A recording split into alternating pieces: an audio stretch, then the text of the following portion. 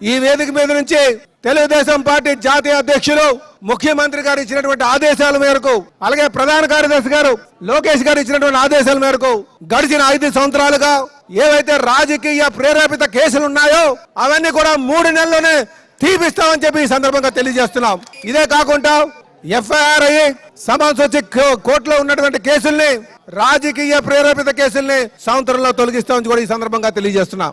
కనుక ఈ రోజు ప్రతి నాయకుడు కూడా ఏ కార్యకర్త మీద కేసులు ఉన్నాయో అవన్నీ కూడా పార్టీ దృష్టికి తేవాల్సినటువంటి అవసరం ఉందని చెప్పి ఈ సందర్భంగా తెలియజేస్తున్నాం. లెక్క తేల్చాల్సినటువంటి అవసరం కూడా ఉంది. ఉందా లేదా? లెక్క తేల్చాల్సినటువంటి అవసరం ఉందా లేదా? నాకు వినిపించట్లే. లెక్క తేల్చాలా తేల్చక్కర్లేదా?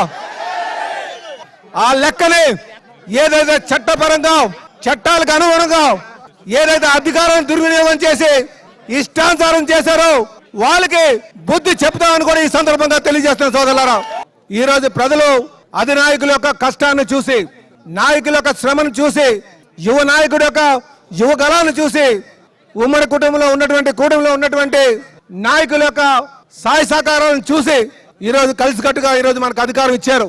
మనం ఈ 5 సంవత్సరాలు అన్ని వర్గాల వరకు, ముఖ్యంగా బలహీన వర్గాలకు, వెనకబడినటువంటి వర్గాలకు, అణగారినటువంటి వర్గాలకు సమాజం వైపు నడిపించాల్సినటువంటి అవసరం ఉంది. అలాగే వాళ్ళకి రాజకీయ ప్రాధాన్యత కల్పించాల్సినటువంటి అవసరం ఉంది. సామాజిక సమతుల్యతను చూసుకొని మనం ముందుకు వెళ్దామని కూడా ఈ సందర్భంగా తెలియజేస్తున్నాం.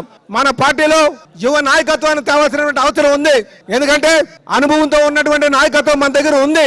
యువ నాయకత్వాన్ని ఆహ్వానించాలి.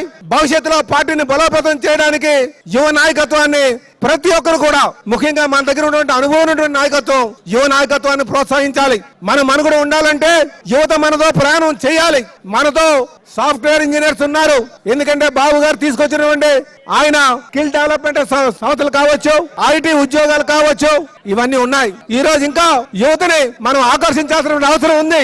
ఆది నాయకులు చేసినటువంటి ఆలోచనని, అలాగే యువ నాయకులు లోకేష్ బాబు చేసినటువంటి ఆలోచనని మనం గౌరవించాల్సినటువంటి అవసరం ఉందని కూడా ఈ సందర్భంగా తెలియజేస్తున్నాను. అంటే యువ నాయకులు ప్రోత్సహించడం అంటే అనుభవం ఉన్నటువంటి నాయకత్వం పక్కన పెట్టడం నా ఉద్దేశం కాదు. వారికి కూడా సముచిత స్థానం కల్పిస్తామని చెప్పి ఈ సందర్భంగా తెలియజేస్తున్నాను. యువ నాయకుడు కూడా చట్టసభల్లో చట్టాల పైన, ఎందుకంటే శాసనసభ్యులు అంటే శాసనాలు చేయాల్సినటువంటి అవసరం ఉంది కాలానికి అనుగుణంగా. అలాగే నాయకుడు అన్నవారు సమాజ గమనాన్ని గుర్తించాల్సినటువంటి అవసరం ఉంది.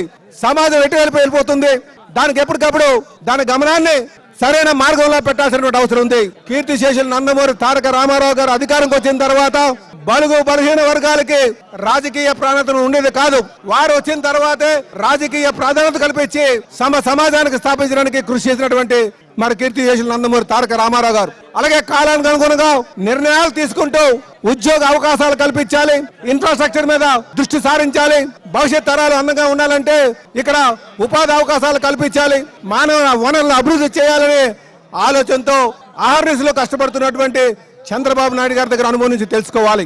అలాగే యువ నాయకులు ఇంటిలో కూర్చుంటే సరిపోదు, ప్రజల్లో తిరగాలి. నాయకత్వం రావాలంటే అనుక్షణం ప్రజల్లో ఉండాలి అని సుమారు 3132 కిలోమీటర్లు అలుపెరక్కంటా నడిచారు. ఈ అనుభవాలన్నీ కూడా యువ నాయకత్వం తెలుసుకోవాలి. తెలుసుకుంటే ఖచ్చితంగా ప్రజల యొక్క మన్ననలు దొరుకుతుంది.